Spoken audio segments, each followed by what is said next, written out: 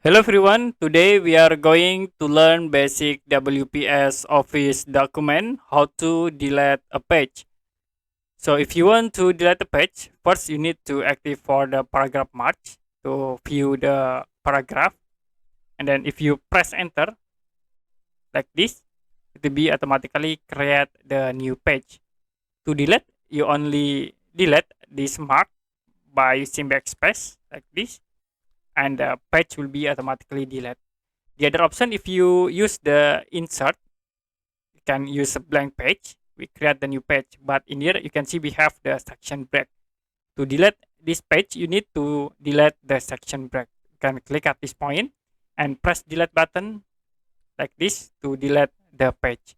So you can insert blank page, and then you need to delete this section page to delete for the page. Okay, that's it for basic WPS Office document, how to delete a page. If you have any question about tutorial, you can comment below this video.